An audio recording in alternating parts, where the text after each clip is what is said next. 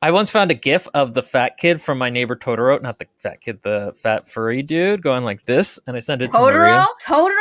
You mean Totoro? Yeah, the fat guy.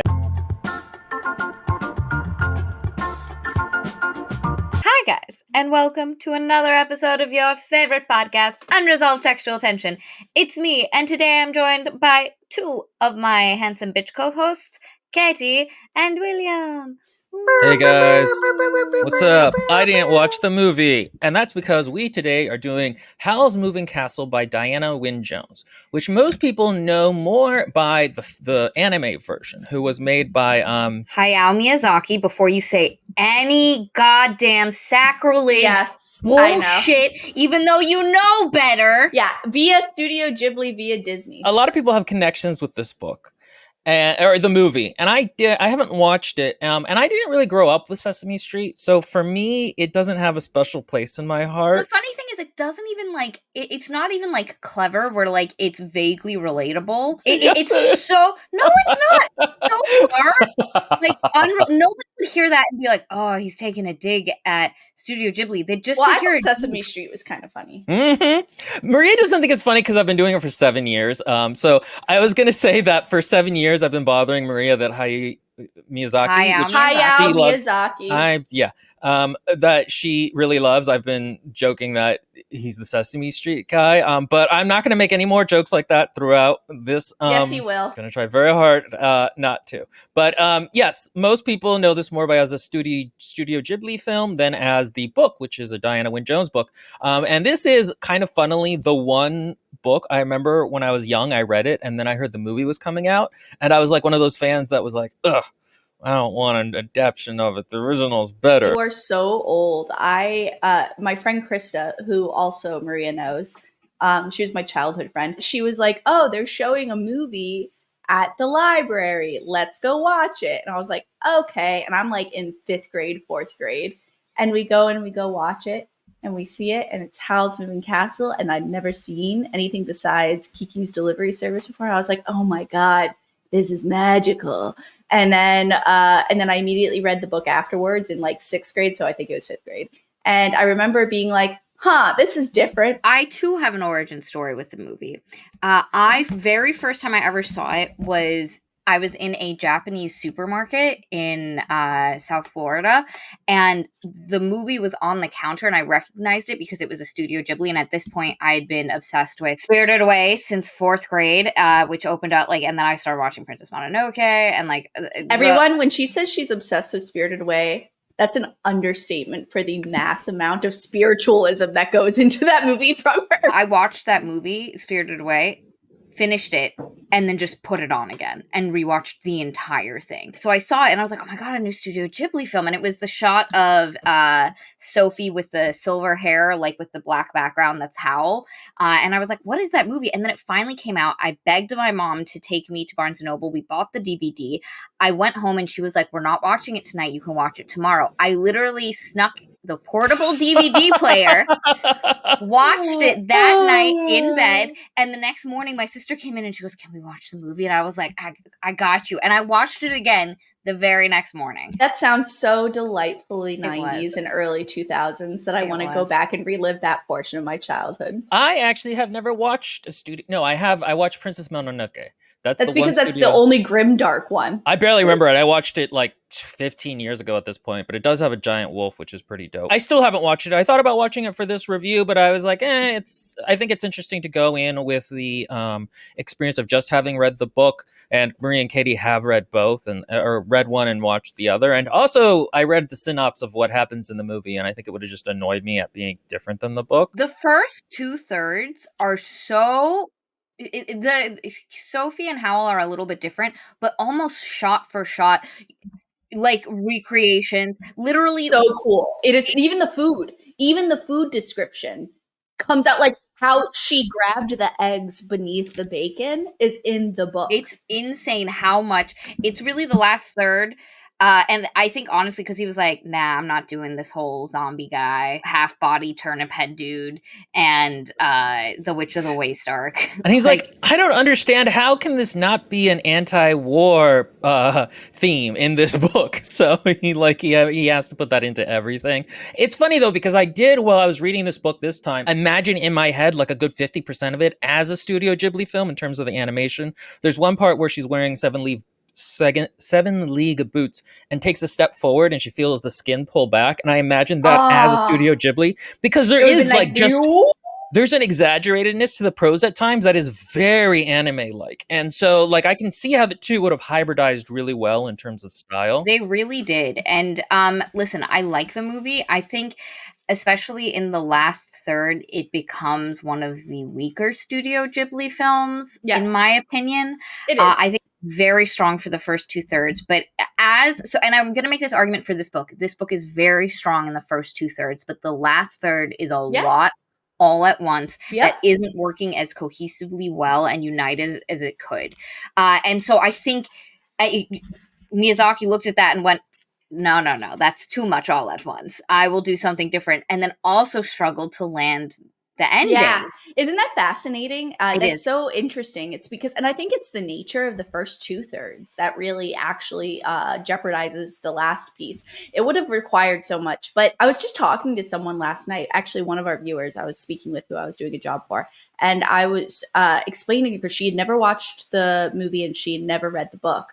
And I was like, it's weirdly written, like not in a bad way. Like, I don't mean it weird, but like, we were talking about gendered language and how it's very easy to be able to tell sometimes whether a female is writing the book or whether a male is writing the book, depending on what is focused on and stuff. And I was like, yeah, but this book is kind of weird. And it also kind of seems like it's so removed from the author herself that it just feels like its own little universe someplace. And the narration is so unique in like the pacing of it and like I don't know, maybe it's the era, because wasn't it published in 89 or something? So what it is this is how Dianna Wynne Jones writes. Yeah, she's an older YA type, and so sadly only a few of her books are on audiobook, otherwise we would do all of them no matter how few views we got. Me and Maria had previously done Dark Lord of Dirkholm, which is kind of like her magnum opus in a lot of ways. It's the one she's known, I mean this one maybe she's known for more, but it's Dark Lord of Dirkholm is a more ambitious book, and I think it works better than this one. I think she's able to land the plane a little bit better, and there's more going on. Mostly I found this book, like, it's pleasant to read, but mostly I found it interesting in terms of how it compares to Dark Lord Dirkholm and how the things in that book work a little bit better than they do here. The thing about this book is it is so slow, slice of life, chill. And then the last third is like, we're going to throw the fantasy adventure at you all at once. Here you go, take it.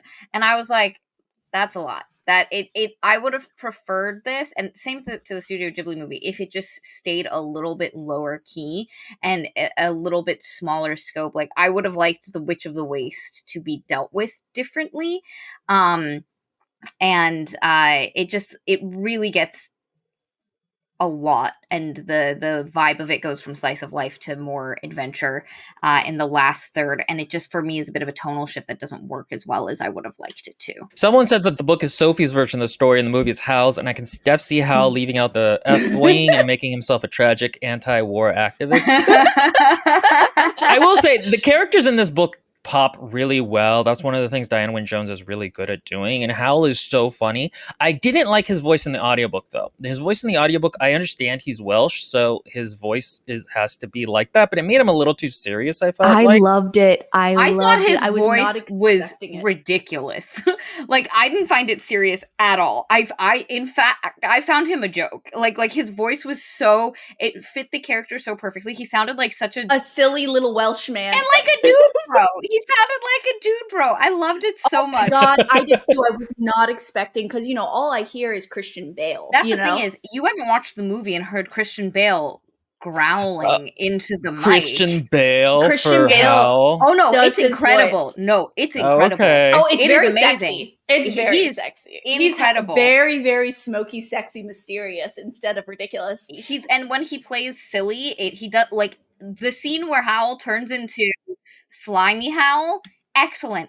Christian Bale, that's the best he's ever been. Oh my I'm gonna god, say it right now. He it didn't do was his really- Batman voice the whole time. No. You can still hear it every now and again, but no, I really, really loved it. But no, the Welsh, perfect fit for the era, perfect fit for the like vibe of the whole thing. I loved it. Again, to me, it just took it was a little hard to take him serious. I would have liked a more theatricality to it in terms of like I feel like that would have been more in keeping with the character. But I mean, if he worked for you guys, some interesting comments. Lindbergh says, I thought the ending was fine, but I thought Diana and Jones could have built up what was going on with the Wicked Witch more, so it felt less like a fight against a straw man at the end. Exactly. Yeah, that's one of the things that, again, I think she does much better in Dark Lord of Dirkholm, is there's a lot more set up early on in terms of the Chekhov's guns and the stakes in terms of like who the characters are. There's a surprise like villain that actually really makes sense with the character that we knew beforehand,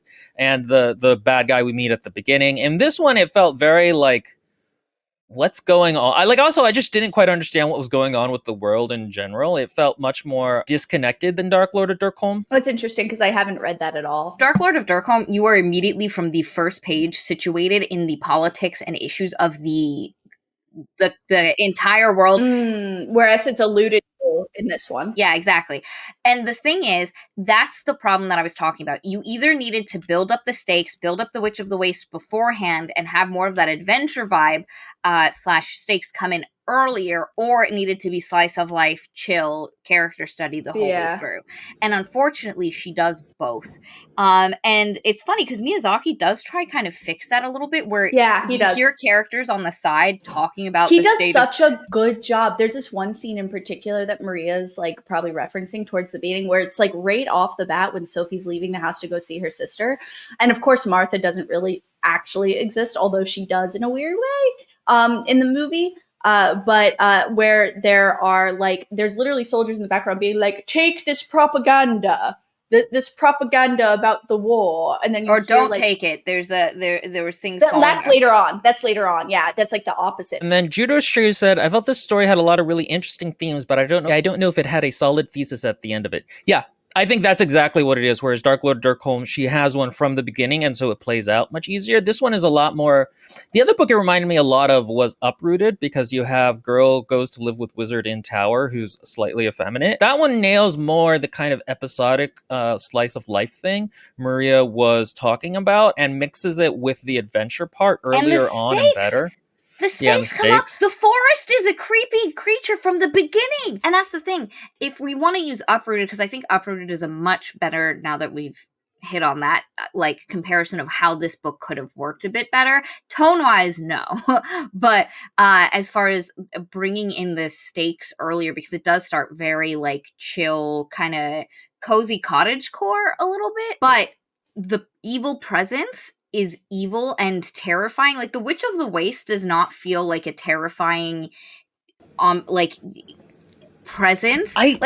She did at times, but not as good as I did like how cruel she was in the few times she did show up. She's just kind of vindictive and mean. But she just felt like a petty witch. Like all she did was turn Sophie old. Like that's it. Like, I'm sorry. It's funny. Go to Celia at 1024 real quick. She brings up a good point about what the theme is. I think it is about Sophie finding her voice, which is a consistent theme throughout.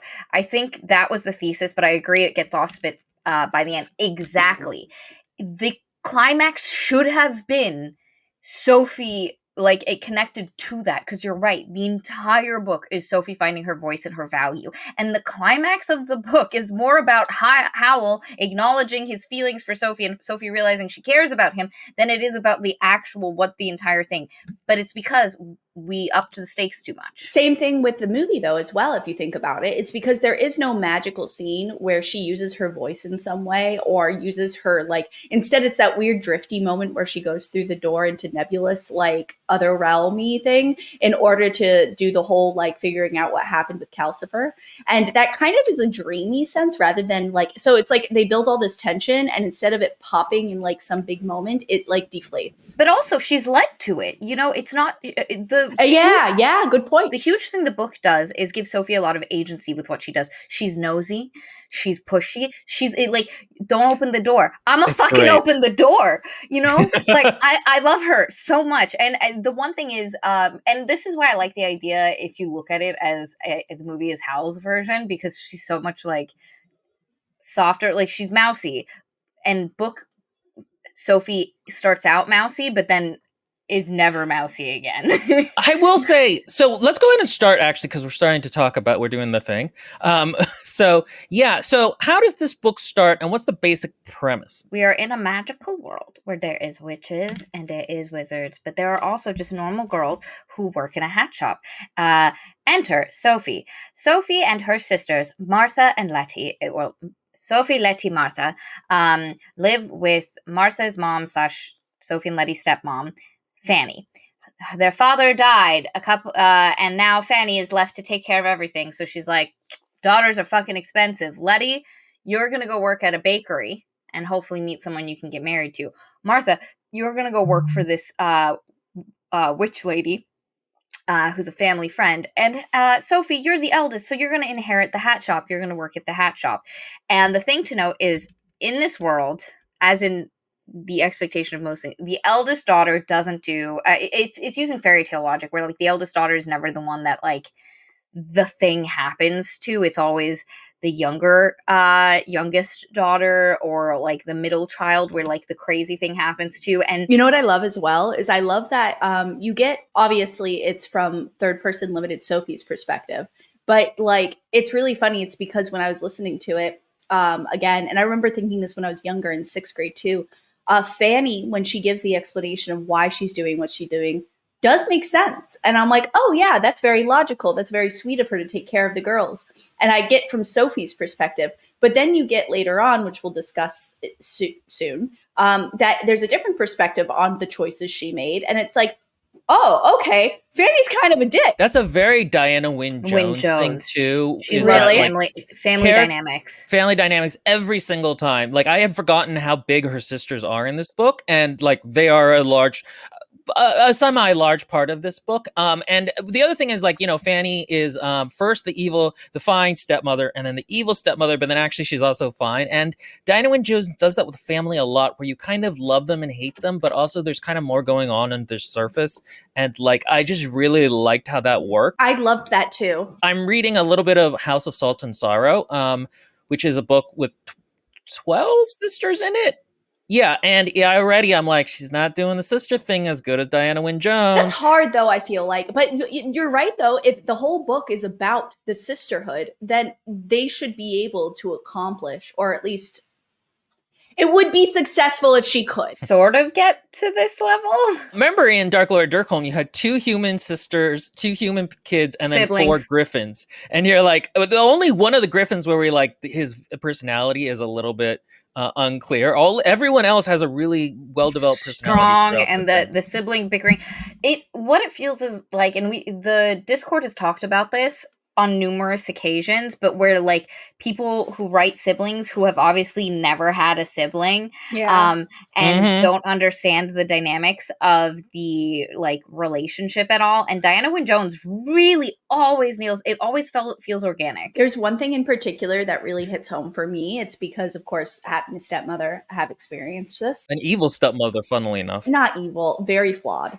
So anyway, no, I think this hit me. I was jogging and listening to this, and it hit me how subtle and awesome it was as a writing thing. So I'd like to point it out is that Sophie, because somebody on the side, who was it? Oh, it's Judo Shrew. I loved Martha's take on things.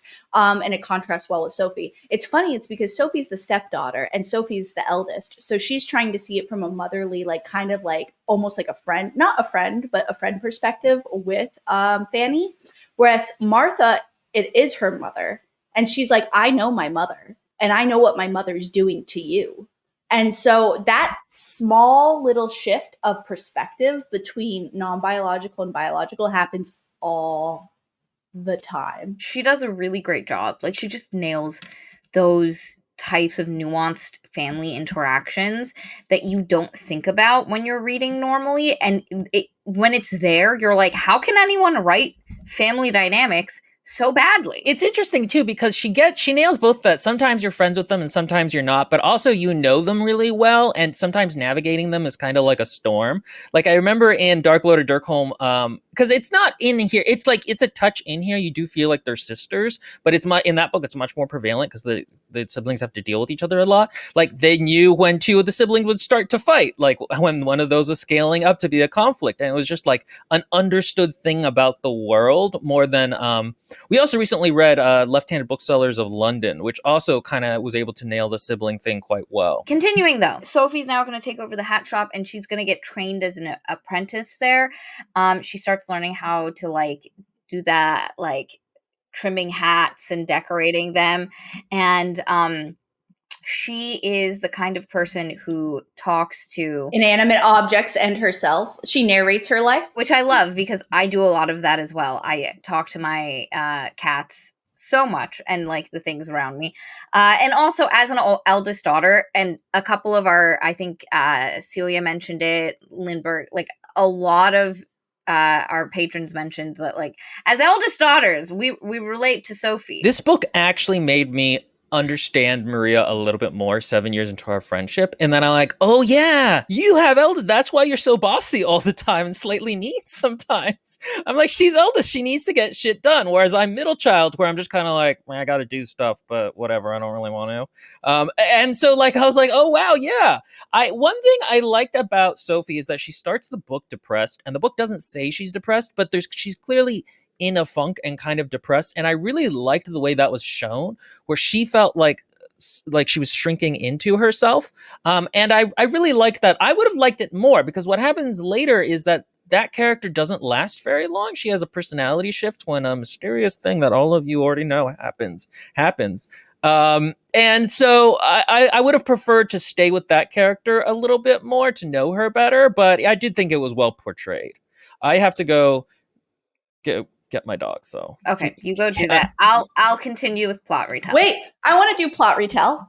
Okay, let's have fun while he's gone, so that way like it's a little extra special. Okay, where did we leave off? She's in the hat shop with her sisters. Yes. No, her sisters have now left. She's learning how to do hat stuff. Oh, that's right.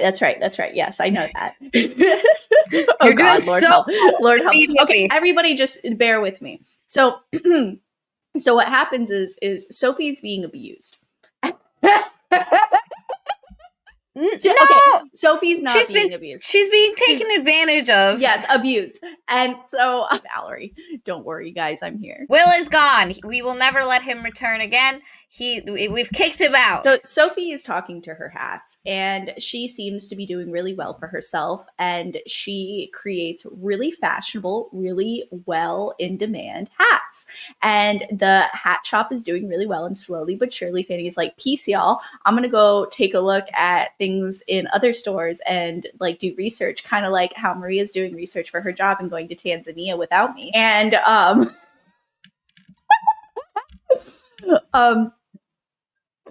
go ahead, Maria, just continue. It's fine. I don't want to do this anymore. Anyway, so as Katie said, she talks to the hats a lot, and what's happening, which you get, people who read it for the first time, did you get that Sophie was spelling the hats? Yes. Oh wait, I didn't read it for the first time. You didn't read it for the first time. Katie, get out of here. You're not even the audience. But she Judo Shrew just made a good comment. She gives the hats peer pressure to succeed in life. I love that. Yeah. And she talks to them about what she thinks. So depending on what they look like, what their vibe is, as she's doing it, she's like, you're the type of, whoever's going to buy you is going to need to marry money. You're going to catch the eye of I love someone. That kind of magic. Like, that's such a cool kind of magic. It's an intention magic, which I love, which is she's just through talking, communicating, and giving life to the hats, she's making them magical. But okay. All right. Awesome. So this is something, spoiler, if you didn't know, because so Valerie says, didn't know that it was magic until later. At what point until later? Is it like, because the Witch of the Waste, when she comes in and she's like, like she says something to allude to the fact that Sophie's been doing what she's doing.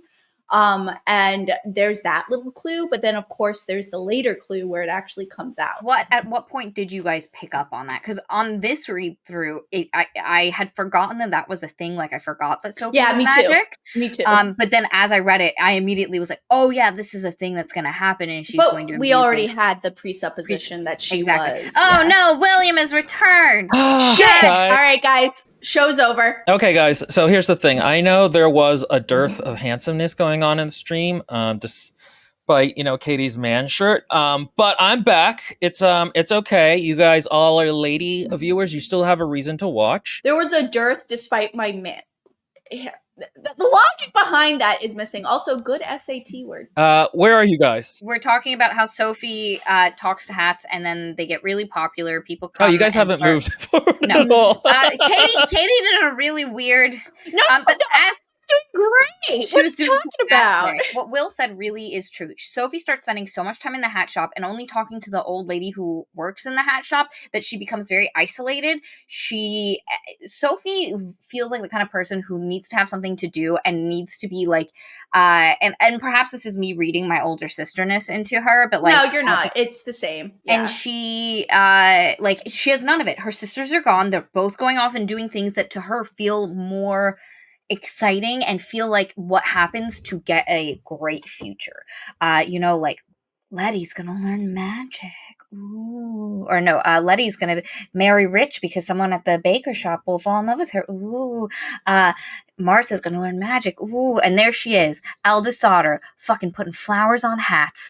Goddamn. She gets, as Will said, very depressed. She starts like getting a little bit anxious leaving the house. Old lady like. She gets anxious leaving the house, and there's this one point where she's been in this cycle for a while, and she's like, you know what? I haven't gone since Letty left. I haven't gone to visit her. I'm gonna go visit my sister. And she's like, okay. She like psychs herself up to leave the house, and she immediately outside is nervous, like, and she's got a lot of anxiety about it. And then as she's walking to the bakery, this like handsome dude is like, hi, how you doing? And she's like, ah! Yeah, literally. That's like, literally Katie in her college years / early life with Maria. That I made that so loud it woke Pumpkin. Oh, she's like, "Are you okay, Mom?" I too am Howl, and Howl is like a cat. Which, yeah, spoiler alert, that handsome man is Howl. Is Howl. So before we get too much farther, is this more or less how the movie goes in terms of like comparisons? Almost like word for word you were saying, right? Almost. The only difference is Letty. It works at the bakery. She's still the most popular person in the bakery. You know that scene where they literally describe Studio the box? Ghibli.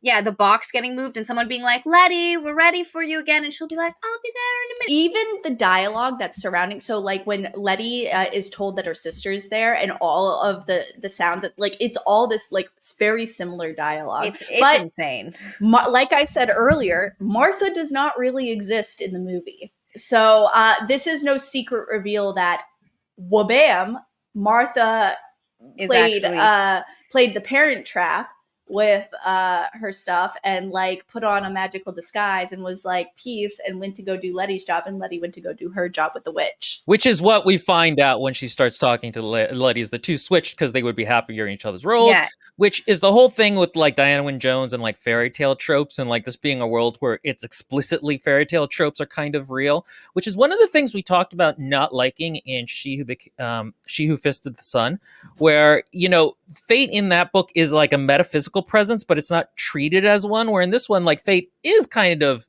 treated like, oh, but we don't really want it to work out that way. Another thing that's different is that Hal is actually not the person who is hitting on her in the movie. It's two soldiers that are like, does this little mouse need a drink?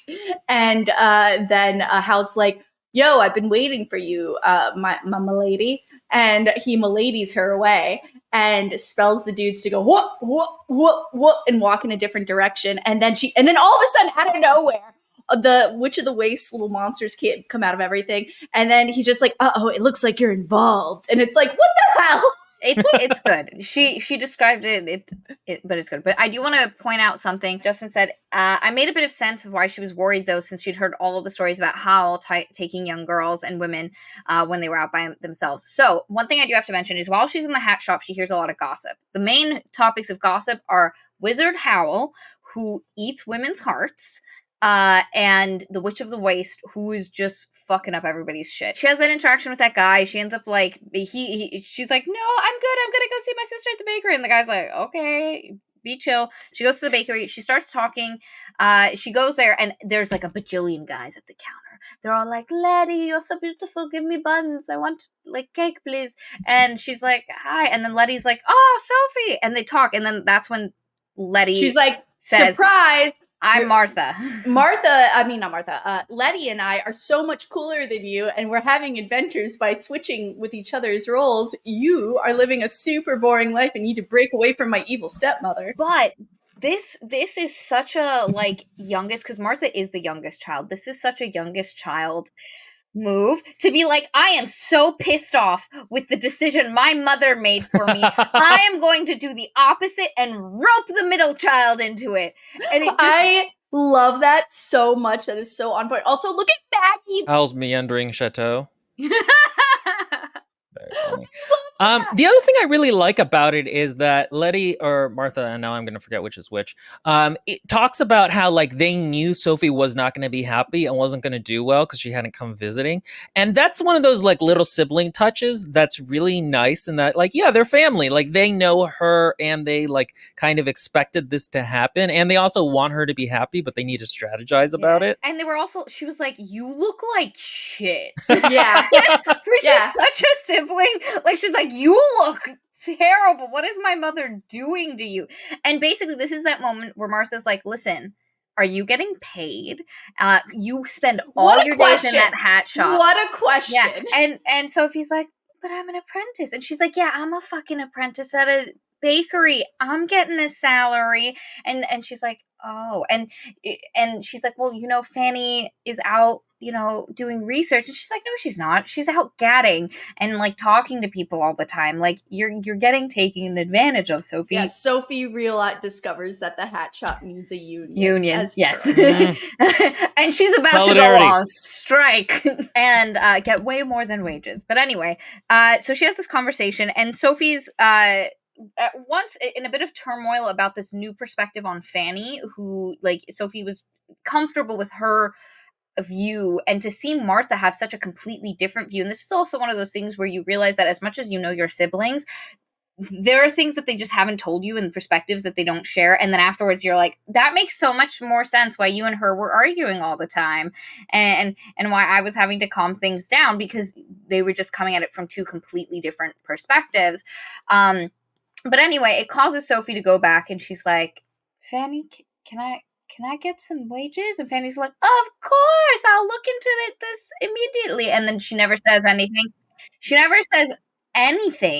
And it's at that point where Sophie's like, maybe Martha was right. While all of this is happening, the hat shop is continuing to blow up. Like, people are coming from everywhere. They've never been this busy. Fanny's literally like, man, I could have afforded to keep all three of you here. I didn't have to send the other two away. We are bumping. To the point that Sophie's having to do sewing and stuff at home. And one day she is closing up the hat shop by herself, and this very beautiful woman comes in with a man who's described as having a slightly mushy face. Yeah, and he's also like really terrified and timid. Yes, and he's a ginger. Is that like, I wonder what the translation was between Hayao Miyazaki and like this role. It's because all her servants are ink blobs in like the formless. The Witch of the Waste comes in and is like, show me some hats. And Sophie's like, I need to get this woman out of here. And she doesn't know this is the Witch of the Waste, but it's the Witch of the Waste. Surprise. And she's got a beautiful, like, expensive, luxurious hat. And Sophie's like, we ain't got nothing for this lady. So she keeps showing her hats. And what is happening is the Witch of the Waste is like, there's a new heckin' witch doing stuff on my territory. What's she up to? And Sophie shows her hats, but they're just like simple hats and everything. And the Witch of the Waste is like, no, fuck you. And like boops her. with magic, and now Sophie's an old lady. I love it in the movie though, where she like uncrouches from herself and she's like, and like you Motioning her just see the face. skin go. It's so leathery. And Sophie immediately realizes something is odd. Her voice sounds weird. Her hands are all gnarled. She looks in the mirror. She's like, "Oh shit!" And she basically decides, I'm gonna go to sleep. And here is something that I don't get in the movie or in the book. This was one of my biggest problems with. Where is Sophie going? No. In the book, wait, honey, wait. In the book, isn't she gonna go see Letty at the witch's place so that way she can get it reversed? No. I don't think so. I think don't she's just remember Why heading do I out. think that? Because that would make sense. It doesn't really make sense what happens with her in the book. She's literally just like, I'm off to get my fortune now. And you're like, what? Like, she is so takes getting old in stride and does a thing. I think it's just shock. And like in panic, she's like, I can't be here. I can't let people see me like this. She just packs her bread and cheese. And cheese. Because there's literally, when we were watching the movie, because Katie and I watched it on Wednesday, I was like, where the fuck is she going? Well, at one point she's like the dude that gives her the ride is like, she's off to go find her younger sister. So that's why, like, when I was young, I think I had this in my head from when I was younger, and I put logic in it where it didn't exist. It doesn't. Because I, for some reason, really was sold on the fact that she's off to go see Letty. I don't know why. Again, that would make sense. So it makes sense you would think that. Because again, it just feels very abrupt. And again, I like the Sophie we got. And now that she's old, she's all of a sudden really grumpy and like assertive all the time, and like kind of is just off to do, and like kind of confident too, which we'll talk about, because I do like the idea, and the book kind of talks about this a little bit, that she actually kind of likes being old in terms of the persona it gives her, because really people very much act the way they think they should act. And so once she's old, you know, she acts like she's a grumpy old lady and she can do stuff that she couldn't. But I wish more had been done with that. I wish it had taken her longer to go into the role of being old. I don't know why all of a sudden she's just like that. And I would have liked it so that when she gets young again at the end of the book, there's more of a like, oh, I went on a journey and I'm keeping those things. I'm keeping the lessons I learned while I was old. I agree. It is very rapid. And so like Judoshu says, it is definitely liberating for her. And the problem is, like Will said, it just happens a little bit too quickly, where I would have liked for her to be old and then for people to talk to her with a level of respect that she's not used to, or to notice her or offer her their seat like that. And then her be like, wow, look, there's some perks, or like, oh, I can say, like, look at that old guy. He says stuff like that's off cuff and kind of crazy, and nobody bats an eye at him. That would have been such a comedic like sequence too, just to see her be like, oh, I can like be grumpy, and then she's like starts doing it, but she's really awkward about it and still polite, and then slowly but surely she gets to the point where she's like, I'm gonna clean your room, Howl, no matter what you say. Which does happen. But yeah, and the other thing is, it then doesn't quite make sense that she was the eldest child if like her whole in terms of like an arc, she starts the book timid and then becomes bossy, and then at the end she'll learn the lesson that like she can be bossy as her normal self. But it sounds like she was bossy as an older sibling to begin with, so it doesn't quite match the journey in terms of character development. Lindbergh has a good point as far as like play acting goes, kind of like where it's like inhabiting the role. It's like the Shakespearean quote, man is least himself when he speaks in his own person. Give him a mask and he will tell you the truth. Sophie is suddenly playing a role of an old woman. Again, I would have just liked that to be a little bit more gradual. Yeah.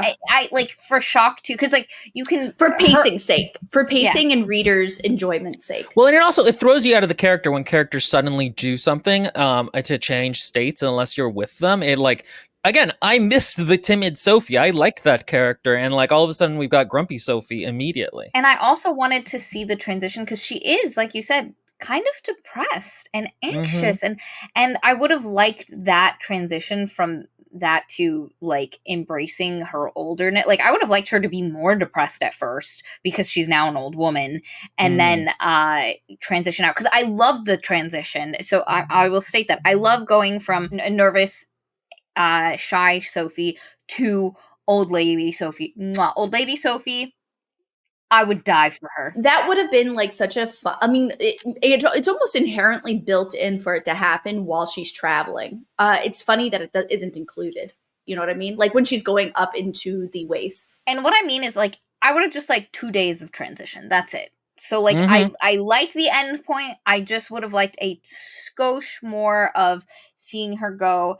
It would have from- felt more real. And I think in a weird way, the movie, that whole scene following her is a little bit more. It's better. It's because that dude, yes. that one, the young man's like, "Oh, can I help you, Grandma?" or something like that, and she's like, "Oh, that was really nice of him." And then towards the end of that scene, she tells Turnip Head to go do something, and she's like, "I've become quite cunning in my old age." And I you know. can see her- I love that. You literally see her be like, "Oh, look at these are the things about being old," and her getting uncomfortable. And so that's It's I also would've a just, like, different medium in terms of here we're in her head, and so we feel the immediate switch. Whereas there, you're describing 2 points, and then from there you can interpolate that she's becoming more like an old lady. So I could see how that would work better in a visual medium. I really like the animation whenever she's being cunning or like tricksy, and her eyes are all, and she's just like, I can't do it. I can't do it, but it's really funny in the animation. Because you're not an animated character. You're a real person. I also can't have one teardrop come down here. Yeah. She starts just trekking off into the wilderness, the like hills and greenlands of that surround the little village that she lives in. And while she's there, she starts getting like she's very sore, she's grumpy, she's cold, and then she sees a moving castle going by, and she's like, screw it. I'm going inside. I need a place to stay. I'm going in there. So she tells the castle to, like, she yells at it. She's like, stop, wait for me. And it slows down and it stops.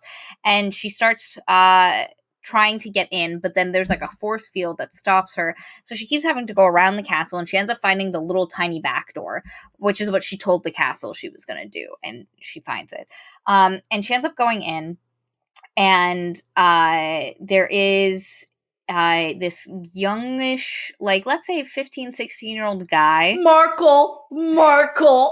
So this funny thing happened in the movie where the character's name is Michael, which is not an easy name to say in Japanese. So they call him Markle.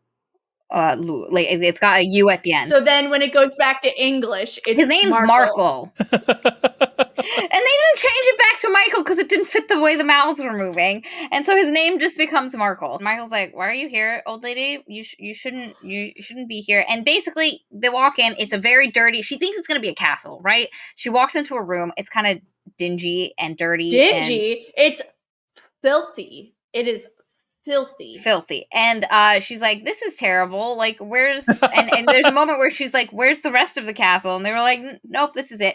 But basically, she's sitting by the fire, and then she like looks at the fire, and she sees a face, and she starts having a conversation because Michael has to fuck off. And basically, she realizes that's a fire demon in the hearth, and her and the fire demon, and he's like, yo, you got a curse on you. That sucks to suck. And she's like, can you break it? And he's like, maybe, if you get me out of my contract with Howl. I'm the one who runs everything. I give him power. I run this castle. I would like to go and see the world. So her and Calcifer basically decide to strike this bargain that she will help him get out of his contract with Howl, and then he'll help her with her curse. And he's like, well, you're gonna have to find a reason to justify why you're here. And she like thinks about it, and she eventually settles on, I'm gonna be the cleaning lady. Makes sense. So, yeah. Howl comes in at some point and is like, what are you doing here? And she's like, I'm a cleaning lady. Let me show you my services. Wait. You skipped over like the most iconic scene ever. Oh, the fire yes. scene. Where she, Michael comes back and he's hungry, but he's going to eat bread and cheese. And she's like, you've got a fire, you've got eggs, you've got like bacon. Even though she was fine with bread and cheese, apparently. She was like, I know how to cook. Because Michael's like, no, only Howl cooks. And so she thinks Michael doesn't know how to cook. And she's like, no, I got you. Don't worry. And then he's like, no, Calcifer won't let anyone cook on him except for Howl. And so she goes and basically like bullies Calcifer into bending his head down, because to do it, Calcifer literally has to put his head down so you can cook on the top of his little head. So at one point, Judo Shrew says, he's quoting, I hope your bacon burns. Hal, she's killing us. She bullied me. That's Calcifer. And it's kind of funny because Calcifer and Howl at first seem like they're enemies, but they're not. They're actually kind of like They Bros. kind of like each other, and it's funny because they both do have a bit of a drama queen thing going on, but it's never explicitly stated that like they are similar in that way. And again, I would have liked if her bullying him had been more of her realizing like her old person jitsu. Yeah. You know what I mean? Yeah. That Old like person as old jitsu. people, you get to just bully people, and that's fine. And having that be a conscious decision, like, oh, I can just do this. I'm not going to spend too much time going over the next portion, just because basically what happens is Sophie ends up staying in the house. She is good on her words and she cleans. She absolutely causes chaos. There's dust everywhere. Calcifer doesn't like it. Howl doesn't like it.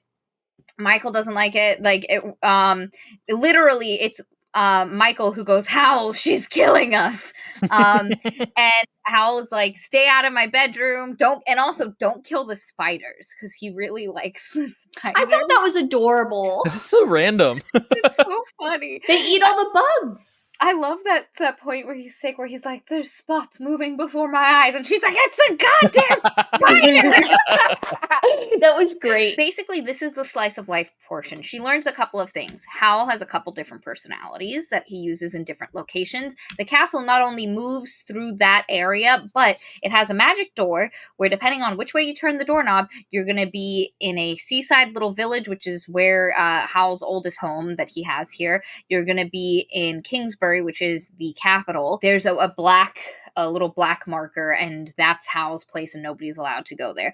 Sophie, not only is she cleaning, but she's looking for clues because she's trying to figure out the contract between Howl and Calcifer. So she immediately like opens the door at some point and is like, it's just black nothingness out there, and then closes it.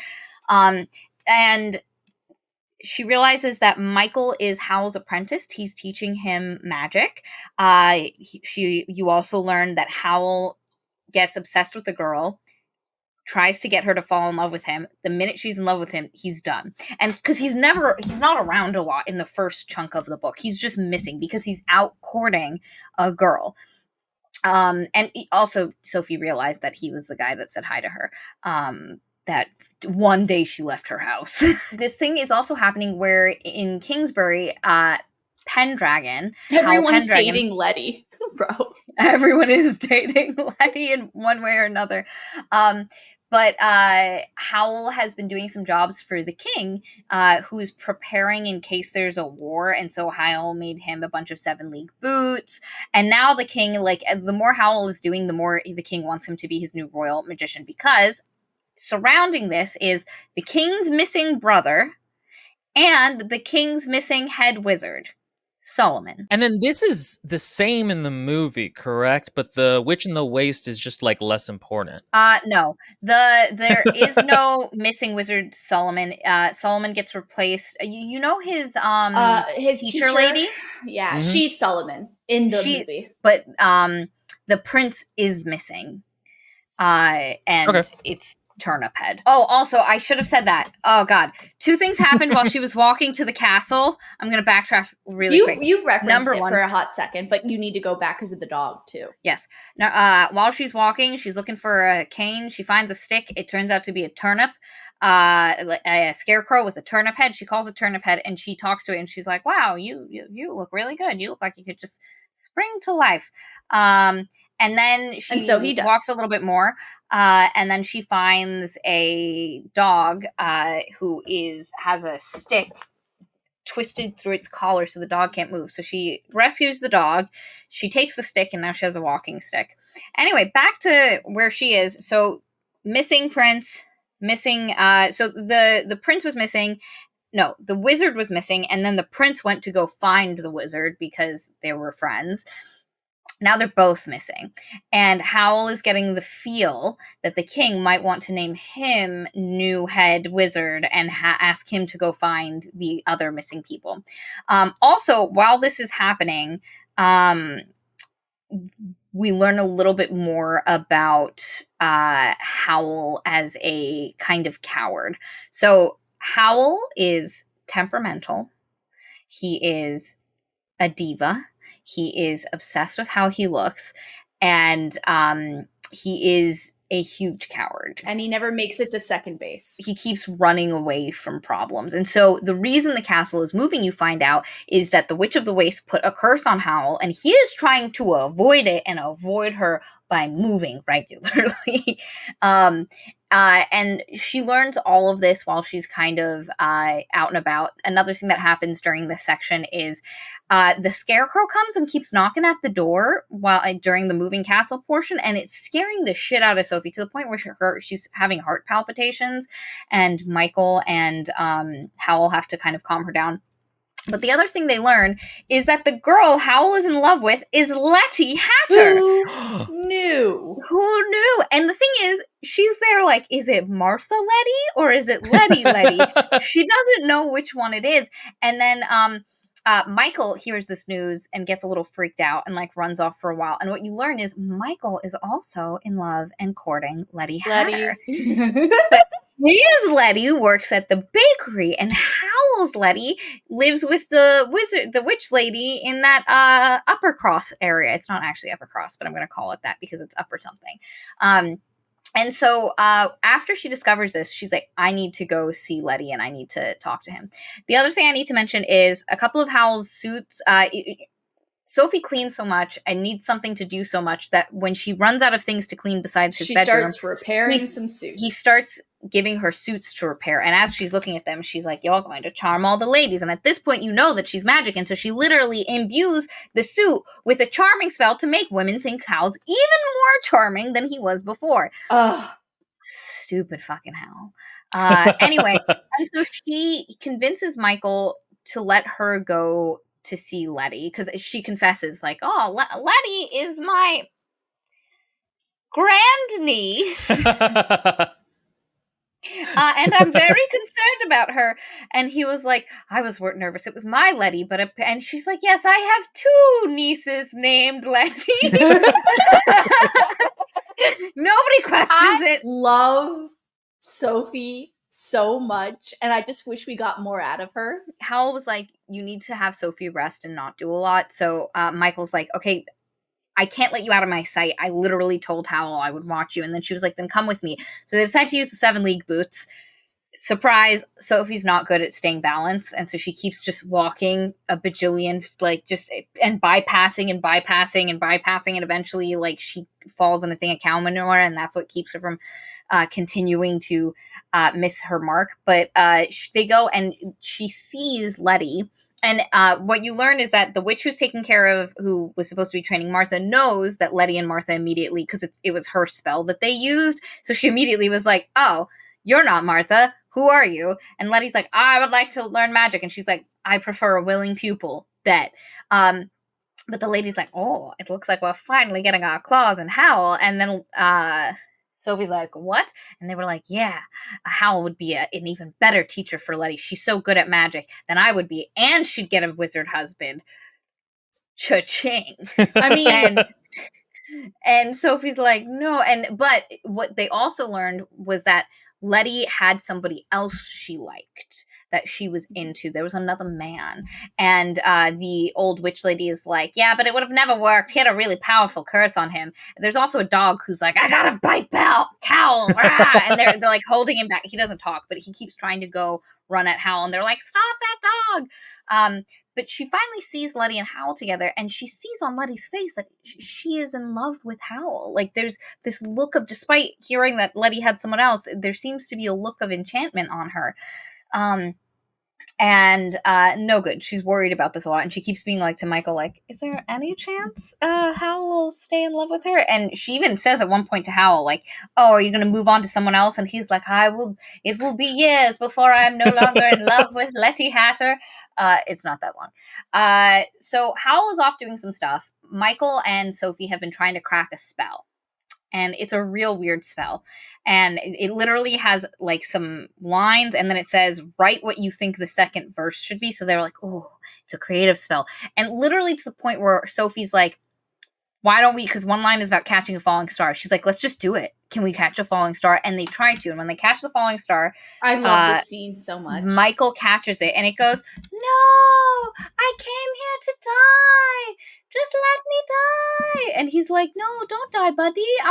Can I keep you alive? And it's like, no. And it jumps itself. The thing is, I haven't watched the movie, and I imagine that whole scene as though it was the movie, like him offering his arms as the little Calcifer face of it. Yeah. Like, I don't know why.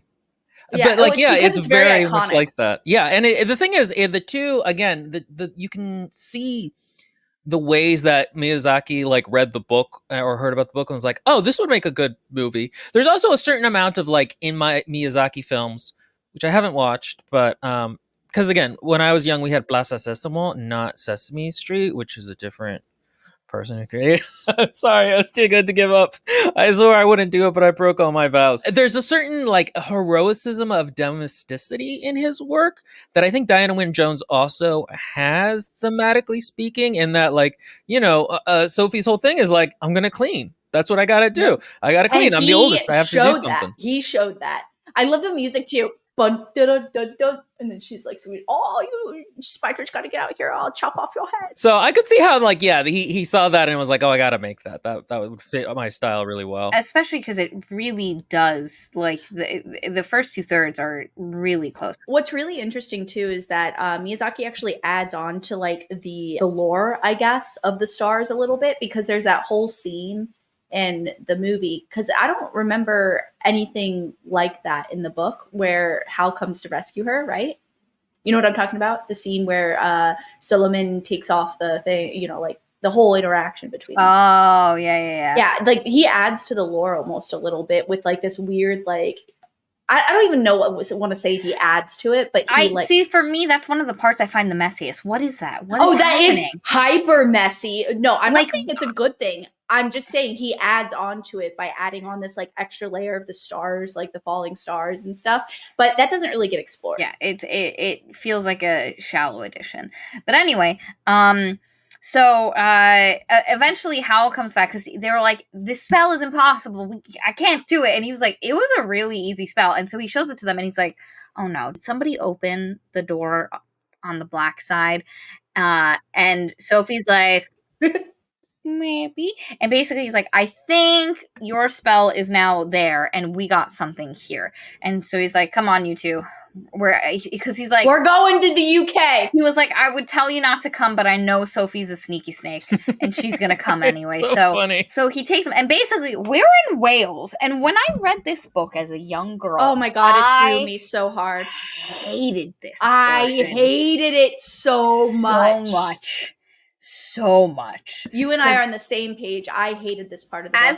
As an adult, I am much more, number one, I was expecting it, and number two, I was able to appreciate the like Howl's older sister. Like she also has big sister energy. Yeah, I mean, I got the part with his family is good, but like I just don't know why she included it. It doesn't add anything. What is it adding? I don't know. I thought it was bizarre. I thought it was like an Easter egg. Like she was treating it like an Easter egg, but it's so big in the plot. It's like, that's not an Easter egg. That's a plot.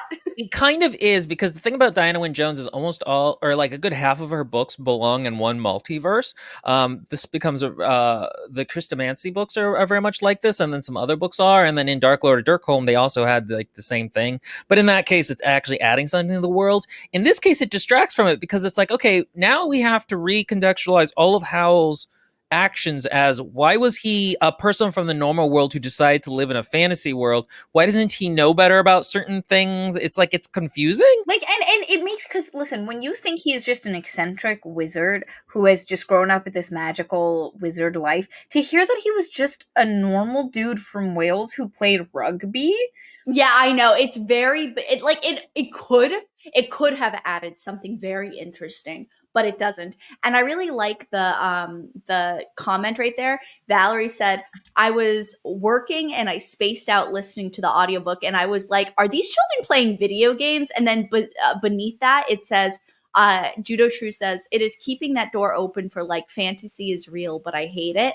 And I agree with that. That's the kind of vibe I got off of it. And I don't really again, it could have added like an interesting dichotomy between like culture and I mean, not that religion comes into play in the fantasy world, but like that, I guess, or just like just general life experience. And it doesn't do really that. It's treating it's like a filler episode. Yeah. So here's the thing. I love as an adult, because Miss Alex Snow says making Howl a dude from Wales was one of my favorite parts, but I wish they had done more with it. Yes, Yeah. that's the point. Because I do love him being, as an adult, I love it. That's fun. Love the idea of him going to his rugby meetup and getting blitzed out of his mind. I know. Just wish I saw it reflected a bit more in how he interacted with the fantasy world. Like, why doesn't he use terminology or reference things that people don't understand? Mm-hmm. Like, I'll have to phone her, and Sophie being like, what the hell is a phone? like those kinds of things would have made it really good. But anyway, they go to our world. It's Wales. He has his nephew's homework. Basically, when Sophie opens the door, his nephew's homework poetry, and it's a poem, and it's an actual real life poem, got swapped with the spell, and you meet Megan, who is Howl's older sister, and she's like, oh yeah, he did have a weird like thing that, and his homework assignment went missing. He gave it to the teacher, she tells him to go talk to the nephew. And also, she has a younger daughter. She has a little daughter that Howl loves and who loves Howl. Very cute. And he goes to talk to his nephew who's playing video games with his friend. And they're like, not, and like Sophie's like, there's things moving on this box. What is this? Because it's so interesting seeing our world through Sophie's eyes as someone who doesn't understand. Like, Howl's wearing a rugby jacket, and she's like, it was like a suit jacket, but ill-fitting. Yes.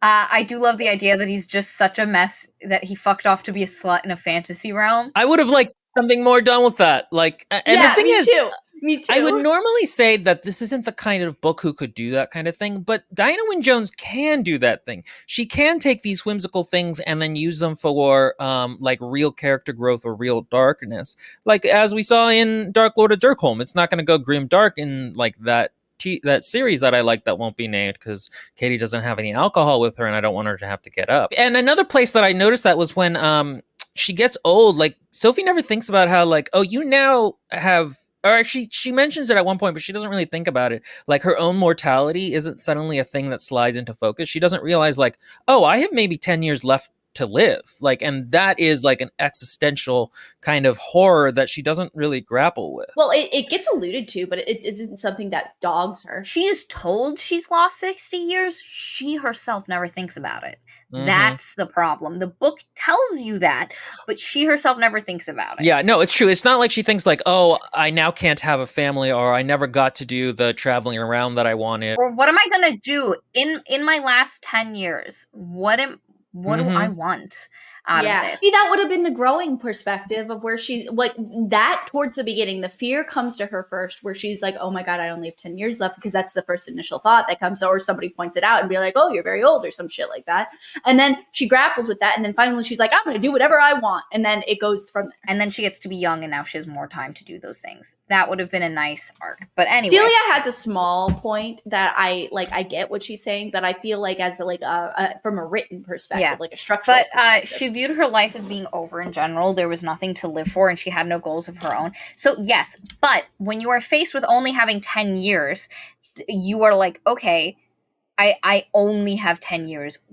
What is that going to look like? And now I no longer have to be the eldest sister for a hat shop. What am I going to do with myself? So it doesn't have to be like, you're right, she doesn't have a lot of goals or anything for herself and she's kind of taking it day by day, but I think suddenly finding out you only have 10 years should have some impact. Well, and it could contrast so well with that idea in terms of like, oh, well, maybe I hoped in the future something would change, but now I know it won't. Or even and I have to make it happen right now, thus the will. But even this, so Celia makes a point, in a way she gained 10 years because she turned old, but then again, thinking, what am I going to do with it? Now I no longer have obligations. I no longer have responsibility to these other people. I'm just Sophie kicking it about.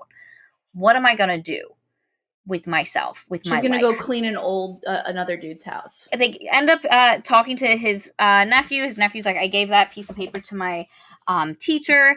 And so they end up deciding, Howl gives him a video game that he invented. It's very funny. But anyway.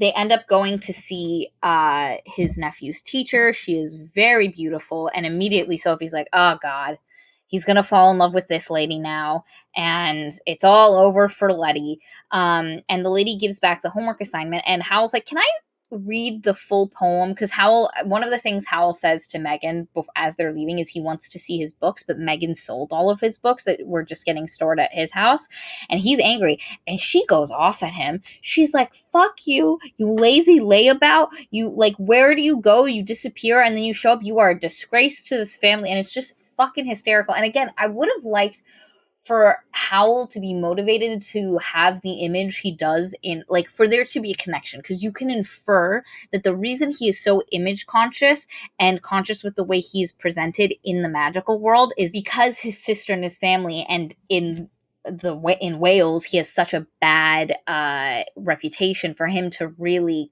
want to cultivate his reputation in the ways he wants it to be in the magical world. And you can infer that a little bit, but I definitely think that is mental work on the reader's part, not necessarily something that is in the text itself. But anyway, so they see the teacher. Before that, though, when his sister's berating him, Sophie comes in and uses her old person powers to save him. She's like, "We must be going. Howl is very busy right now. Very sought after. We have a lot of bookings. He's very wealthy." While they're at Miss Angorian's, the teachers, she gives Howl the book that the poem is in to read. Howl reads it, his face goes white. So he was being flirty McFlirt, but now he is fucking horrified. They go back to the castle, and he's like, "The witch's curse has caught up to me. That's the other half." And it details a couple of things that has to happen. Basically something with mermaids, something with a mandrake root, and something with him needing to be an honest version of himself. And they were like, "Well, luckily those are all really rare, weird things that should probably not actually happen." So but he's like, "Maybe we have to move the castle." And then the king is also like, "I want you to be my sorcerer." And he's like, "I don't want to do that. We're going to have to move the castle." And Michael's like, "Don't move the castle. I like being close to my Letty." And Sophie also doesn't want to get moved super far away from her sisters. So Howl hatches a plan where Sophie's going to pretend to be his mother and go talk to the king. But before that, he wants to bring Sophie to his old teacher, whose name I'm completely blanking on, because I watched the movie and unfortunately that I know that's all I can think of. Oh yes, the other thing to mention, Miss Angorian mentions that her husband, or her fiance, Ben Sullivan, is missing. Is there another wizard from Wales who happened to get into our world and go missing as Wizard Solomon? We don't know. Oh, Judo Shrew has a comment. My greatest frustration is that we never got a scene showing what exactly Howl does in the bathroom. Like, I just wanted to see how elaborate it would be. So one thing to mention, Howl spends a lot of time in the bathroom. There's a whole scene where Sophie messes with his hair dyes, and it ends up turning his hair like strawberry blonde, and he is so horrified. He slimes everywhere. Like, he turns into Goo Man. There's slime everywhere. Is that scene in the movie?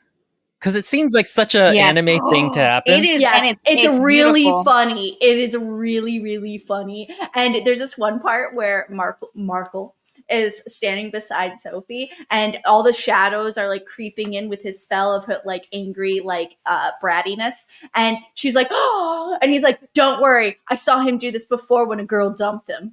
At first, and then it gets really bad. And he's like, "Sophie, it's really bad." And she's like, there's a moment where in the movie she's overwhelmed by emotions and she cries, but she comes back and she goes, "He's just having a tantrum." And they literally drag his limp butt up the stairs. And the towel slips off because of the slime, and Sophie's like, "Hmm?" And you just see the little butt. I can see that. Again, I liked her being like good grandma, using the power of being old to be a grandma and tell him to get up.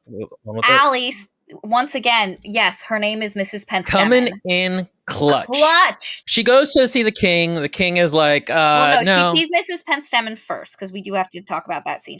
They go see Mrs. Pentstemon, and Mrs. Pentstemon is like, "I'm really worried about your son." So he has charmed himself. He's wearing a charmed suit. Like, he was always a bit vain, but now he's literally wearing a charmed suit that makes women fall in love with him. And in that moment, Sophie's like, "Oh, shit." Oops. And Mrs. Pentstemon is like, "Listen, I can tell you were also a witch. You've literally talked life into that cane you're holding. It's basically a magic wand." And Sophie's like, "I'm a witch?" And it's in this moment that she realizes, oh, I bespelled all those hats. That's why that one girl ended up with a duke, even though she's not really even that attractive. And that's why all of this stuff has been happening. And oh my God, I am a witch. And Mrs. Penstemmon's like, he's going over to the bad. A demon has, and at this point, so let me also make the point that Sophie by this time has kind of put together that Calcifer has Howl's heart, but she thinks that if you separate the two of them, that it will kill both of them. So she is just complete. Every time Calcifer is like, have you figured out how to separate our contract? She's like, I don't know. Wild times. I'm trying to figure it out. But Mrs. Penstemon is like, listen, the Witch of the Waste also had a demon who she gave her heart to. And look where she is. Howl is going down the safe path. You have to help him. And Sophie's like, oh shit.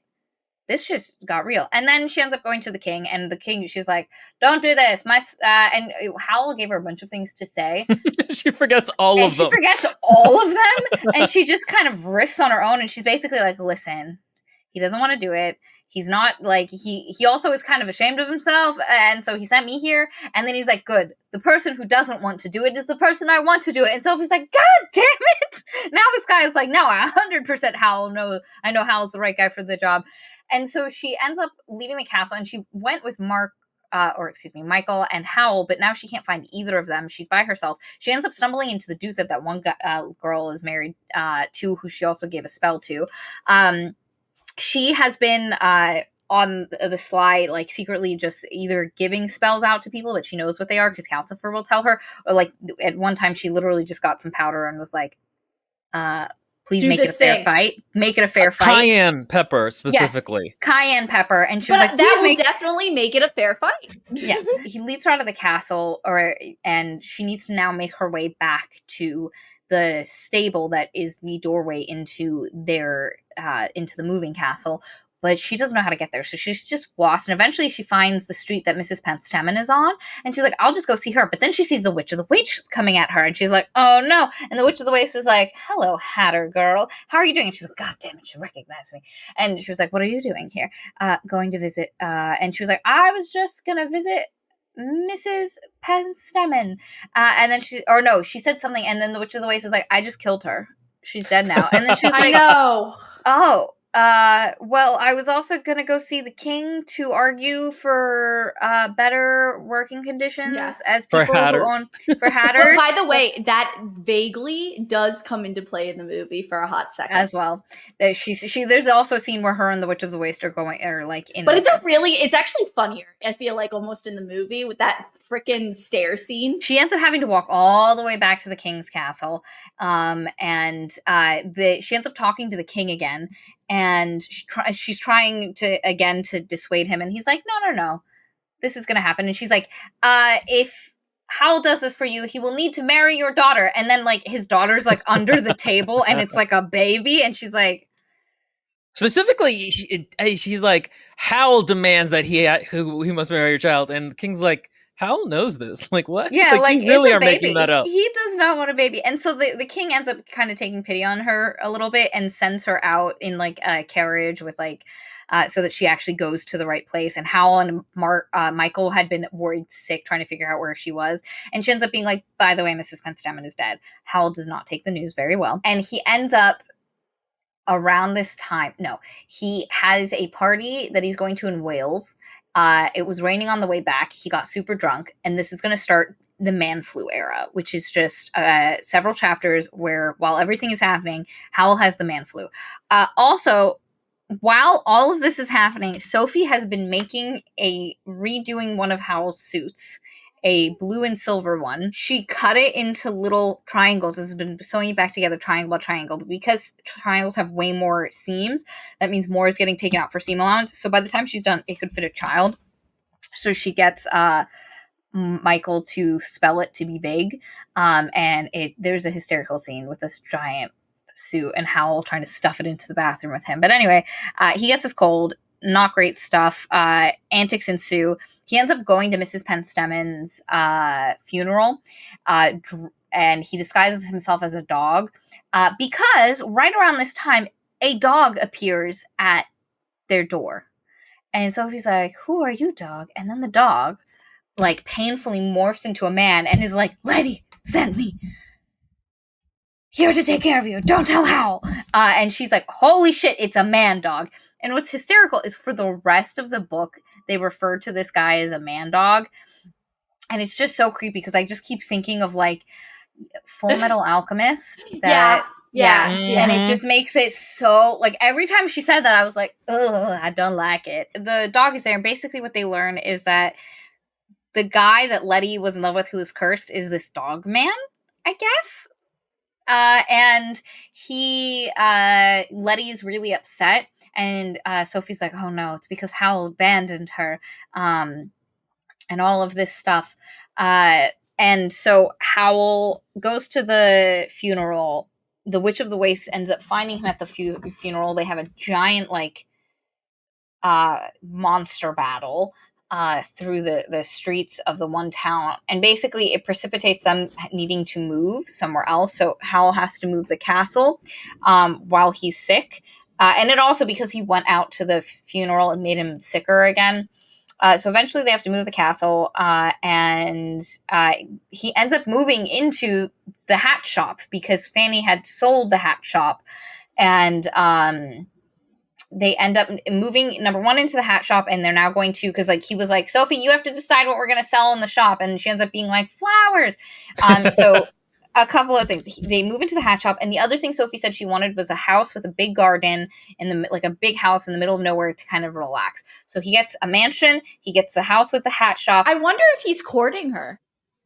Oh, there is by this point a certain amount of she's like, oh, he's such a womanizer in that like way of like, oh, I'm jealous, but I'm not going to say anything kind of thing. And it's also like she doesn't realize she's jealous. Like she's really huffy. Like every time he goes to see Miss Angorian, she's like, yeah, I like the transition from like I'm a grumpy old lady not liking that he's womanizing to I don't like that he's womanizing to my sister to like jealous. I don't like that he's womanizing. And Miss Angorian like hops into like the castle at one point where she's like, I saw Howl use this door once, and they're like, get out. And Sophie was like, Sophie's like, I don't like you. Get the fuck out. And she like literally like herds her out the door. But anyway, so they end up moving. The other thing they move to is they are now in the wastes. Like the moving castle is now in the wastes, but it's all fields of beautiful flowers to help the hat shop or the florist now. And Sophie becomes a very good florist, and she's like happy. And she's happy, and yet she's not happy. Like there is an underneathness that is unhappy, and it's because she's in love with Howl and she is jealous, and she hasn't acknowledged that yet. So they have a good time with that. And then eventually one day at the mansion door, someone knocks on it, and she opens it, and it's Fanny. Fanny, it turns out, married a really, really rich duke. She took one of the hats that was like, you're going to marry money. And has been looking for Sophie since Sophie went missing. Like there was, and so Martha and Letty also know that Sophie has been missing this whole time.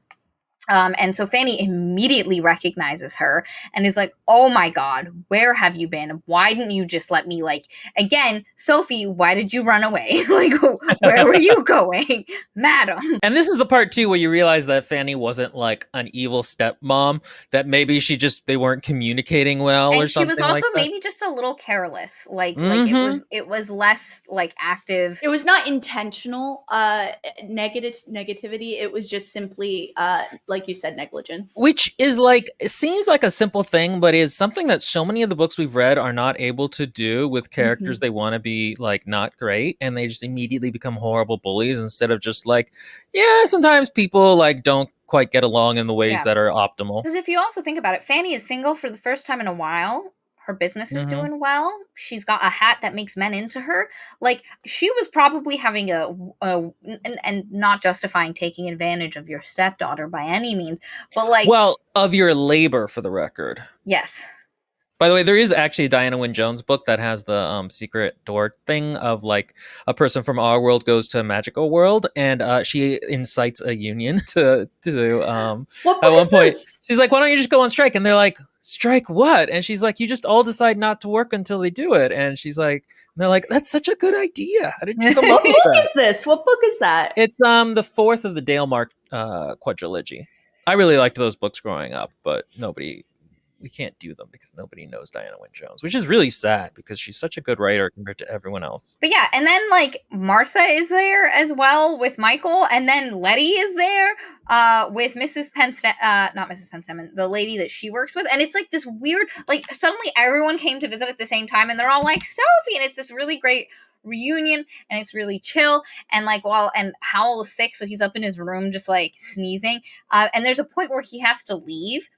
And then the wizard lady, the witch lady, and Fanny end up stumbling into Howl's bedroom. And they're like, this place is disgusting. We're going to start cleaning it. And Sophie has to kind of like distract them. And then Mrs. Angorian's there again. And she's like, oh, hi. And they're like, what the fuck are you doing here? And she's like, that guitar, when did Howl get it? Where did he get it? And they were like, I don't know, he brought that in a skull back one day, you know, go figure. And she's like, I think it was my husband's. Can I touch it? And she touches it. And then Sophie like throws her out of the castle into like the field of flowers. And because she's like, oh, I'd like to see that. And Sophie's like, good. And then slams the door shut. And then, that's what happens. The Witch of the Waste is attacking whales. And so Howl has to go deal with that. That part I didn't like because it was just so like distant from the rest of what going on. It's literally they just watch this big confrontation happen off screen. And also because it immediately leaves, like immediately Howl and chases the witch out of that little courtyard because Howl's bedroom window looks out onto the courtyard of his sister's house so that he can keep an eye on them. I love that kind of magic so much. It's so cool. Like that was like one of my favorite parts of Hyperion, that one chapter with all the different doors to all the different places. Oh yeah. It reminded me of that too, because this house exists in like 3 different places. Oh yes, Howl is also still drunk, by the way, / hungover, so he's not doing too hot. How much did he drink? A lot. He went to a rugby. I was gonna say it's reunion. Rugby. They get a note from the Witch of the Waste saying, I have taken Mrs. Angorian and you will not get her back until Howl comes to get her. And Sophie's like, oh God, I'm the reason Mrs. Angorian got taken by the Witch of the Waste. I shoved her out. Howl's in love with her. I have to deal with this. This is on me for being a butt and not being kind and for letting my... Love that. Sophie, by herself, decides to go. She gets the 7 league boots. She goes to the waste. She goes into the giant tower, which also has that weird where like it's a castle, but it's not really a castle. It's just a bunch of like towers all attached to each other. And she ends up like having a fight with the Witch of the Waste. And she bespells her stick to smack the Witch of the Waste. But then they're like a thing like jumps through, and it's the Scarecrow from earlier. Oh, I should say the Scarecrow came in and was like, "Hi, I can talk now because I took the skull that was on the and morphed it so I can have a working jaw, which is kind of cool. I have a working jaw. I can talk. I have been looking for Wizard Solomon. He bespelled me to find him, and now I'm here." And then that's when the message comes that the Witch of the Waste has. Because Sophie asks the Scarecrow a question. The Witch of the Waste is like, I have Mrs. Angorian. But the Scarecrow comes in, and like suddenly the Scarecrow and the Witch of the Waste are having like a battle. They are going at it. So it's Wizard Solomon's magic versus the witch's magic. And while that's happening, she sees like Howl has popped in, and he like says a spell, and the Witch of the Waste turns into nothing. And you as the viewer are like, that was really anticlimactic. He could have done that this whole time. And so then he starts yelling at Sophie, like, I invited your family. You still came and you put yourself in danger. Like, what are you doing? And she's like, well, I did it to save Mrs. Angorian because you're in love with her. And he's like, Mrs. Angorian is the Witch of the Waste's demon, you idiot. And she's like, oh. And basically, you learn through Letty, because one of the things you discover when Letty is talking to her is that Howl just kept asking at a certain point about Sophie, like, and asking Letty questions about her. So there was a point at which, like Letty was never really in love with Howl, and got the idea that like he was interested in Sophie, and she was worried about Sophie because of that. That's why she sent the dog man. But you as the reader were like, aw, Howl was like trying to learn about her and get stuff about her. And then like, you know, he did all of this stuff. He's the one who arranged for her family to come visit. And so you're kind of getting that like he does care about her. Sophie is still not 100% connecting all of the dots just yet. There's But a they lot have- on her plate, okay? There is. Anyway, and he was like, if Miss Angorian gets into the castle, we're screwed. And then she was like, she was in the castle? And he was like, did she touch anything? And he was like, the guitar. And he was like, she's still in there, then we have to go. So they go in. There ends up being a whole battle with Mrs. Angorian and the guitar. And also, I should also say, simultaneously, as all this other stuff has been happening, Sophie has accidentally been causing some things to come true. There were, during the battle with the Witch of the Waste and Howl, mermaids ended up on the beach. In between that and now this scene with Mrs. Angorian, Sophie got really upset, got some plants, because she's really good with the plants and stuff, and she ended up having a mandrake root make a baby, and which was the one part of the curse was a mandrake root making a baby. And so Howl's like, God damn it, Sophie, you're always just fucking with shit. And then the last part was about him being honest, and then he ends up being honest while he's talking with Mrs. like the demon, and with Sophie, like while all of this is happening, because he basically says like, I was gonna try I arranged things in a way to force my hand to look for Wizard Solomon, because I am a chicken. I would not have done it in any other way, but I had to organize it this way because it would eventually cause me to have to do the thing anyway. What they also discover is that Wizard Solomon and the prince are kind of one body. Mrs. Angorian wanted a new... So the demon that ate the Witch of the Waste's heart was like, fuck that bitch. I don't need her no more. I want a better human. And I'm going to make myself the perfect man. And so she takes body parts from the Wizard Solomon and from the prince. And then she's like, it just needs your head, Howl, baby. And then it'll be, and your heart. And then it'll be the perfect little guy. And you're like, that's hella fucking creepy. So there's a battle there, and Howl is honest, which like causes the thing. And there's eventually a point where Sophie's like, I have to save Howl and Calcifer. This isn't going well, because the Witch of the Waste, or the Mrs. Angorian, had Howl's heart in Calcifer and was like squitching it, and Howl was like, ah, on the floor, just like, because she just squeezed it. And then she was like, he's being dramatic, it's not that bad. And Calcifer's like, no, his heart's very tender. No. It's Yeah, really, I know. and what you discover is Howl gave his heart to Calcifer to keep Calcifer alive. Calcifer was a falling star. He was going to die. And Calcifer, unlike the falling star we saw earlier, did not want to die. He wanted to see things. Foreshadowing. Howl gave him his heart, but it's getting to the point where it's wearing on both of them. And so Sophie ends up talking to Calcifer after the... I forget exactly how they deal with Mrs. Angorian, but it's not really the important part. The important part is Sophie talking to Calcifer and being like, but if I do this, you're both gonna die potentially, or you're gonna die, Calcifer. And he's like, no, that's why it had to be you. You can make sure I don't die. And she's like, you got it. And she's like, you will live for like 10,000 years and you'll be super chill, my guy. And he just like boinks off and like flies out the chimney, kind of like the genie at the end of Aladdin, where he's like, I'm free. And so then she pushes Howl, she takes Howl's heart and she just like pushes it into his chest, and she's like, get inside. And then he comes back to life, and then everybody's like talking all at once, and Sophie and they're just like making out. Well, they're staring at each other. Yeah, because Sophie's young again, and she doesn't realize it. And her and him are having a conversation, but like Letty is talking to him at the same time.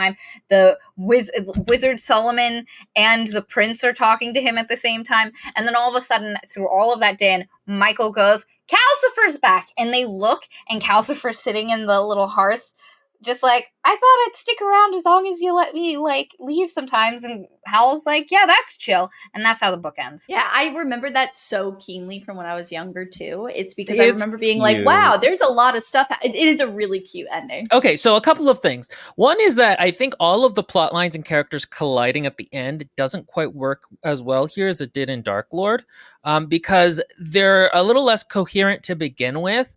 And in that book, you had different people doing different things. And so when they come together, it really feels like, oh, wow, all these things are colliding. Whereas here, it's just the different threads that Sophie was already aware of. And so it's a little bit less interesting and it's actually weirdly enough more confusing than it was there, where all of a sudden everything was coming together. And again, this book has less of a clear thesis than that book did. And so it doesn't it's a little more incoherent. The romance between Sophie and Howl, like, it's cute, but I didn't really feel it a lot. No, not at all. That was the one thing that was, even when I was younger, I was like, this wasn't a romance. It really kind of comes out of nowhere at the end, where like Sophie's in love with Howl, but you don't feel at any point that Howl was in love with Sophie. So it feels a bit retconny at the end to be like, oh, all of these things that were happening was actually Howl, blah, blah, blah, blah. And I'm going to bring up Lindbergh here because she mentioned while she was reading that she really hoped things didn't get romantic because it was just such a good platonic, like all of these characters and this nice little platonic housemate situation with all these different dynamics. And I do agree that if it was going to be a romance, it needed to be built up a little bit more. And that really saving it for the last, it really just doesn't work as well, especially because like they're both like super into each other at the end. I was gonna say, if it was a little bit more like, oh, we're kind of fond of each other now, like if it was a little less high strung, whereas it feels like she's trying to write it as like they saw into each other's souls a little bit. I was expecting it to be an alternative older sister relationship because she is the eldest. And so I thought it was going to be like him learning how to heal his relationship with his sister via Sophie being an old lady. But yeah, like, and I really wanted the sequel to be like all about their romance. And then the sequel was nothing about them really. And I was really depressed. Yeah, the sequel, actually, I read it. It has nothing to do with them. They just come in at the end for a minute, like almost as a cameo. But yeah, no, it's Dianna Wynne Jones mostly doesn't write series, funnily enough. She mostly wrote standalones. It's really interesting that this book, to so many people, there's a really funny bit at the end of the actual book where there is a interview with Dianna Wynne Jones, and one of the questions that she gets asked is about Howl, and she goes, it's very surprising how many girls, like whenever I do like my readings and stuff, how many, like one girl literally said to me, I'd like to marry Howl. Is that okay? And Dianna or Mrs. Jones was like, Howl? Like she wrote him as and thought he was just this like whack job, and that like sensible Sophie and him like ended up working, but like that's a lot of work. And so she does not view him as like a character to worship or want. And the fact that so many girls are like in love with him, and I think it is the same thing where girls are super into Sherlock from BBC's Sherlock. I mean, in general, Sherlock isn't one of those eccentric, crazy guys. And a Howl and other, like, it's just, there is something about the like genius but like melodramatic men that young girls just are like super into. Like, I don't even when not hot, a lot of people never considered what's his face hot. Benedict Cumberbatch. No. Benedict Cumberbatch is ugly hot. There's a trio of hot, ugly, and then ugly hot, and then hot. He's not even ugly hot. He's just British. No, he's very ugly hot. He's ugly, but in a hot way. It's. I'll explain to you guys later. There's a whole TikTok about it. But it's also that thing where like women, as they get older, tend to prefer more masculine men, whereas when they're younger, they tend to prefer more effeminate ones. And like it kind of, to an extent. Is there a normal progression, but some people stay. Yeah, Legolas versus Aragorn. Everybody likes Legolas when they're young, and they like Aragorn when they get older. A legit data. Yeah, that's the study. Peter Jackson did it for all of the world for us. But yeah, I could see whereas like Dianna Wynne Jones was like, and then younger generations are like, it's also just that Legolas was the youngest character and thus the closest in age to most girls that were watching it. And Aragorn at the time was an old man. So when we all got 30, he was now our age, and we were like, damn, look at that man who's got his life together. And Legolas looks like a baby. It's all in the beard. Like Legolas as a child. As a young woman. As a young woman, I was hyper there for either Aragorn or I was there for the one Say it. the one Oh, Uruk-hai. yeah. No, that makes sense. Oh, I was so and you know what? They're women, so maybe I was like seeking out something, but like because all the actresses are women for that. No, but specifically the main guy is a male. Oh, I don't know, but Oh, I was you just making meant a joke. Uruk-hai in general. Okay. Yeah, no, but the main dude too. Thank you, Maggie. By the way, I did not like Boromir. I thought he was wishy washy. He is a tortured man. What are you talking No, about? looking back on it, I would love to read a romance on that, but I him, and then also what's his face, Carl Urban's character. I can't. Oh think of his my name. god, he Carl was. Eomir. Oh, he was it. Carl Urban. Carl Urban has From a forever young been my age. crush. Oh my god. From a young age. Oh my god. He is the mwah. Anyway, back to Howl. Lindbergh says girls are into emotionally unavailable men. And then Alicia that's says, fair. I agree with Lindbergh. I was hoping that the love would be a platonic, comforting thing. And as a child, I read it that way, but as an adult, it reads differently. It is just really weird to me how like into these like really weird. There was another one. It was Sherlock. Howl, and I had another example. There are earlier. a lot. There are some. I think it's a little different because Howl to me is funny in his patheticness, whereas Sherlock is kind of annoying in it. But I can Very see how annoying. it's an archetype that people. But there's a lot of similarities. Melodramatic, the weird. An archetype, like I said, yeah. And so there's a lot of like draw to that, which is Loki. There's another one. Don't even. He fits the archetype. He's right what there. What I mean is he perfectly fixed it. He is a Howl, but I don't even want to get on a tangent about that character. I don't, because Howl to me is just like, again, there's a certain amount of poking fun at his melodramaticness that I don't see in Loki or even Benedict Cumberbatch. The majority of women that know Howl know him like from the movie where he is less true. pokey fun at and more just dramatic but also like serious, which they're into. But even in the book, I think while the book is poking fun at him, if you're not reading it through that, like if you're not acknowledging, do you know how many times people read books and the author's like, that character was never supposed to be a good character, and the girls were like, I'd like to bend him over back. Like, young girls, man, we do some shit. There are some mental gymnastics going on. Oh my god. And it was just so funny to me that she looked at it and she was like, how does anyone want to marry Howl? Yeah. And all these young girls were like, me please, I nominate as tribute. And it's just, I love the idea of Jones just being like, him? The slime guy? You want to clean up? And part of it is, I think, women like the idea of, like, healing the man, but also, like, the challenge of it. Like, I'll be the one to soften him and... To be unique, to stand out from other women in order to... To be the Sophie! Alicia says, girls are the queens of on mental gymnastics. Let me tell you, especially looking back on some of the fan fiction stuff oh my god, I know. It's wild out there. That one Shirley phase. I think also it's, in fandom, and this never quite had the same fandom, but it's a similar principle. There's a sort of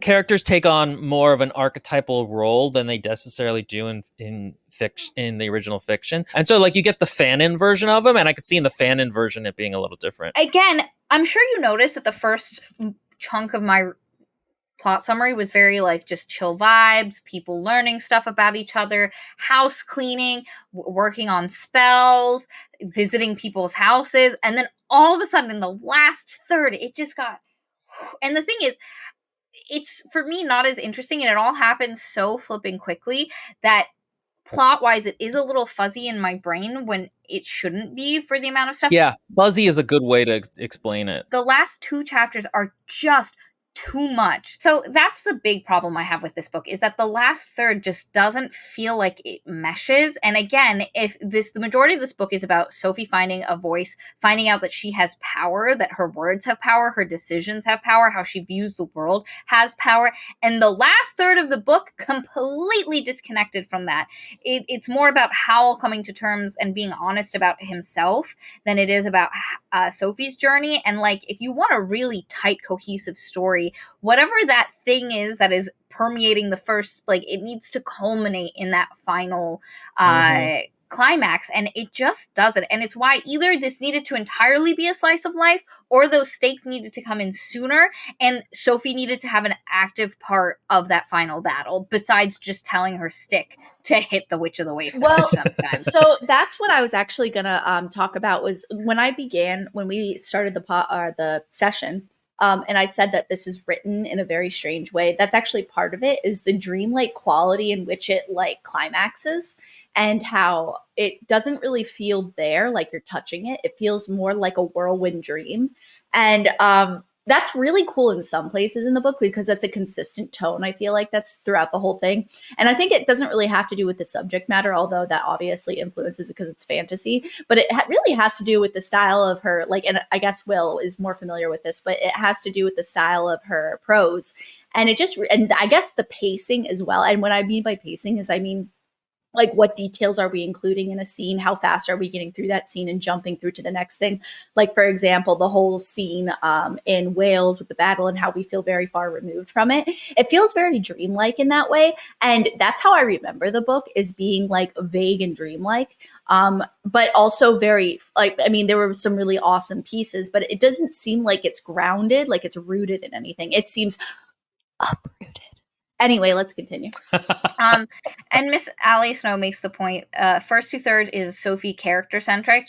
The last third is Howl plot centric, which it really is. It's a little bit of a disservice, especially to our girl Sophie, and to Howl, because it really puts a lot on him in the last third, and like he really isn't around for the first third of the book. Yeah, it's a little incoherent, and again, I think part of the problem is there's not quite a causal relationship from one episode to the next, in the way that Uprooted did. In this one, there's like a bunch of plot seeds, and they sort of intermesh at times, but not as cleanly as they did in Dirkholm.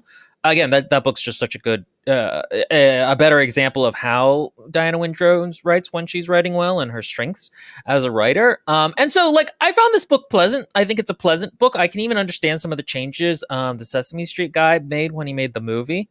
That's right, one last time. I once found a gif of the fat kid from My Neighbor Totoro, not the fat kid, the fat furry dude, going like this, and I sent it to Maria. Totoro? You mean fucking Totoro? Yeah, the fat guy. We actually should have a movie night where I'm being forced to watch Miyazaki films. So I think it's pleasant.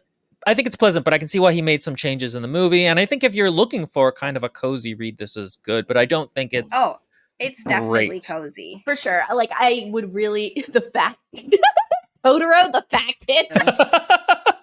Okay. It was a good book, but it wasn't a great book.